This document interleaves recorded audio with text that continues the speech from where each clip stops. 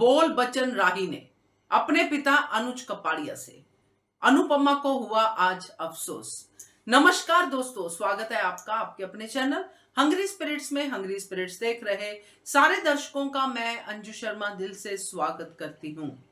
आज ये वीडियो मैं नहीं बना रही होती अगर राही ने सोलो यानी कि मोनोलॉग यानी कि अकेले में ये बात नहीं कही होती कि पॉप्स आपका नाम मैं डूबने नहीं दूंगी। कुछ इस तरह की बातें कही कि आपको मैं प्रूव करूंगी मैं आपकी बेटी हूं, यानी कि बिजनेस में। तो आज जो राही का एटीट्यूड था वो तो अनुज से बिल्कुल ही उल्टा। तो आज ये कहना पड़ेगा कि क्या सीखा राही ने अपने पिता से। बात करते हैं इसके ऊपर। पहले वही निवेदन, जिन्होंने अभी तक चैनल को सब्सक्राइब नहीं किया है कर लीजिए, साथ में दोस्तों बेल आइकॉन दबाइएगा ताकि आपको हमारी वीडियो के नोटिफिकेशन मिलते रहें। मुझे पहले ही थोड़ा सा लगा था कि ये राही कैसे करेगी बिजनेस, क्योंकि बिजनेस को लेके जो मेरे मन में राही के लिए बातें थी उन सारी बातों को राही ने कल बोल बचन में निकाल दिया। बड़ी बड़ी बातें की कि मैं अनुज कपाड़िया की बेटी हूं, बिजनेस तो मुझे विरासत में मिला है, वगैरह वगैरह वगैरह। मेरी उस थॉट को इस बड़ी बड़ी बातों ने वॉश आउट कर दिया कि मैं गलत सोच रही थी। मगर आज जब हमने देखा कि राही कर क्या रही है, सबसे पहले तो राही अनुज के पहले ही बिजनेस असूल को तोड़ रही है जो सिर्फ और सिर्फ उसके एम्प्लॉयज के लिए होता था। जो लोग अनुज कपाड़िया का जर्नी देख चुके हैं वो इस बात को बिल्कुल समझते हैं कि अनुज कपाड़िया हमेशा अपने एम्प्लॉयज के लिए साथ में उनको मिला के काम करना पसंद करता था। प्रॉफिट तभी होता है जब एम्प्लॉयज खुश होते हैं, और खुशी से प्यार से जब काम करते हैं तो कंपनी दिन दुगना रात चौगुनी तरक्की करती है। ये अनुज कपाड़िया ने हमें दिखाया। इसलिए जब अनुज कपाड़िया का बिजनेस सारा का सारा अंकुश ने हड़प लिया और अनुज कपाड़िया इतने सालों के बाद अपने बिजनेस अपने ऑफिस में गया तो एम्प्लॉयज तब भी अनुज कपाड़िया का रिस्पेक्ट करते थे, उसको तब भी अपना बॉस मानते थे।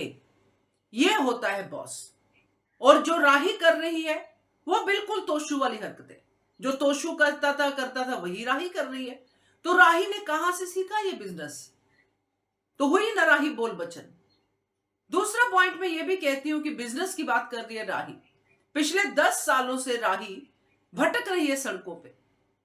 अपने अनाथ आश्रम के बच्चों को पालने के लिए अनुपमा से डील कर रही है।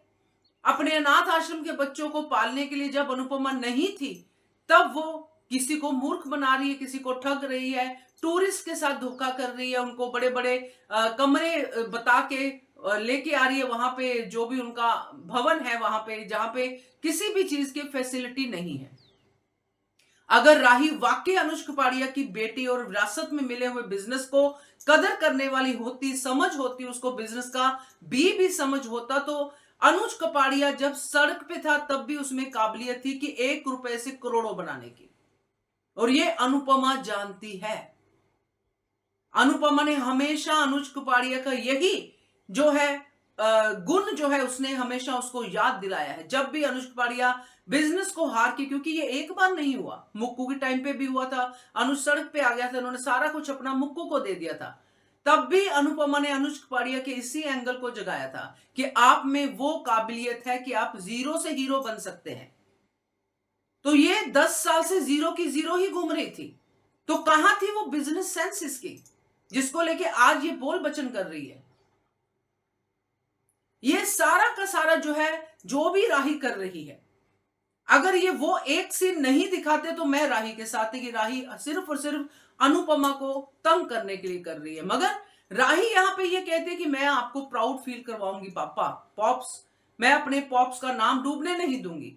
तो ऐसे तो भाई नाम चलेगा नहीं, क्योंकि पॉप्स की सबसे बड़ी स्ट्रेंथ जब अनुपमा आई उसके जीवन में अनुपमा बने।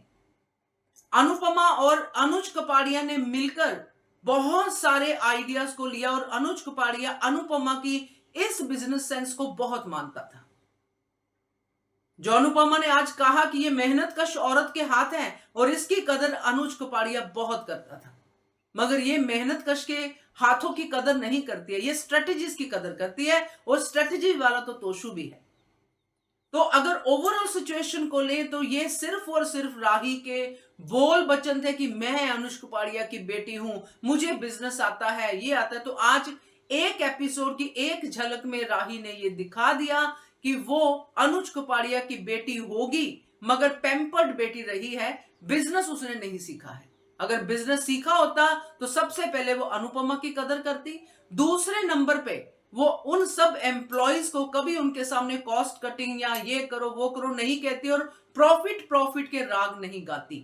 क्योंकि अनुज कपाड़िया प्रॉफिट तभी मानता है जब उसके एम्प्लॉइज खुश हो, जब उसकी बिजनेस की कंपनी एकता में काम करे, यूनिटी में काम करे। यहां तो सिर्फ फूट दिखाई दे रही है। तो अनुज कपाड़िया का नाम इससे तो राही रोशन नहीं कर पाएगी, ये मेरा कहना है। और आप भी बताइएगा आप इसके बारे में क्या सोचते हैं, कमेंट कीजिएगा। देखते रहिए channel Hungry Spirits. Thank you so much. Subscribe to our channel by clicking the subscribe button. Click the bell button and enjoy the latest uploads from our channel.